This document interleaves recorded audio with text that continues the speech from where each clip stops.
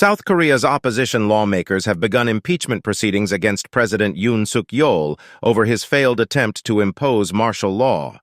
The country woke up to an uncertain reality on Wednesday after a night of unprecedented scenes, which saw Yoon unexpectedly impose martial law, 190 lawmakers gathered to vote it down, and a sudden reversal of the decision around 6 hours later. After introducing the impeachment motion, South Korea's main opposition Democratic Party condemned Yoon's initial martial law declaration as insurrectionary behavior. Parliament will have to vote on whether to impeach Yoon by Saturday. We can no longer allow democracy to collapse. The lives and safety of the people must be protected, said Kim Yong-jin, a member of the Democratic Party's Central Committee. The party also said it wants to charge Yoon with crimes of rebellion. It named Minister Kim Yong-hyun and Interior Minister Lee Sang-min as key participants of the martial law declaration, saying it also wanted them charged alongside Yoon. But South Korea's ruling People Power Party, which Yoon is a member of, has agreed to oppose his impeachment, according to the country's Yonhap news agency. The opposition needs at least 8 of 108 ruling party lawmakers to back the bill in order for it to pass.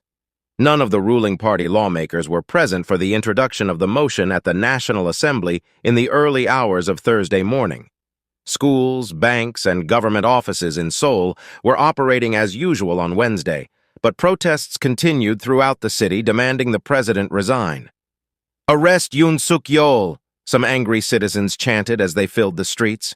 South Korea's largest labor group, the Korean Confederation of Trade Unions, vowed to go on indefinite strike until the president steps down. On Wednesday, the country's defense minister Kim Yong-hyun tendered his resignation and said he would take full responsibility for the martial law. He apologized to the public for spreading confusion and causing distress, the ministry said in a statement. Yoon's senior aides, including Chief of Staff Chung Jin-suk and National Security Advisor Shin Won-sik, also tendered their resignations. Whether their resignations will be accepted by Yoon is unclear. The reversal of the shock order early on Wednesday came after dramatic scenes overnight.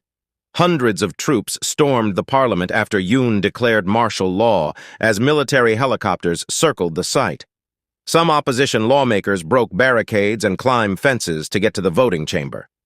Woo Won-sik, the Speaker of the National Assembly, told BBC Korea he rushed to Parliament thinking, "We must protect democracy," and scaled the fence. Eventually, 190 lawmakers evaded police lines and forced themselves inside to vote down the order. Thousands of protesters also arrived at the gates of the National Assembly. One woman was captured on video grabbing a soldier's gun. "I was scared at first, but seeing such confrontation, I thought, I can't stay silent," Democratic Party spokeswoman An Gui-ryong told the BBC. Yoon's second announcement, that he was reversing his earlier order, was met with cheers from protesters outside Parliament. Yoon, who won office by the slimmest margin in Korean history and whose approval ratings have hit a record low, said he declared martial law because he was worried about North Korean communist forces taking power in the country. The presidential office has defended the initial decision as strictly within the country's constitutional framework.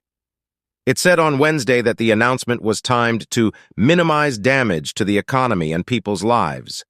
South Korea's allies had expressed alarm at the events, with U.S. Deputy Secretary of State Kurt Campbell sharing grave concern. The U.S. and NATO chief Mark Rutte welcomed the rescinded order on Wednesday. Rutte said it showed a commitment to the rule of law and affirmed the alliance's ironclad relationship with South Korea. Once an impeachment bill is proposed, 2/3 of South Korea's 300-member National Assembly must vote to impeach. That translates to at least 200 votes. The vote must take place within 72 hours. Once the impeachment is approved, the president will immediately be suspended from office, while the prime minister becomes acting president. A trial will then be held before the Constitutional Court, a 9-member council that oversees South Korea's branches of government.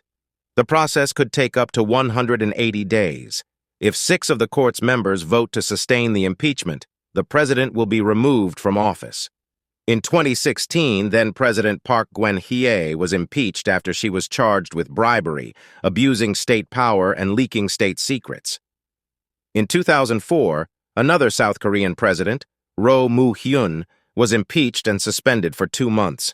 The Constitutional Court later restored him to office. Kindly like, subscribe, and share your views.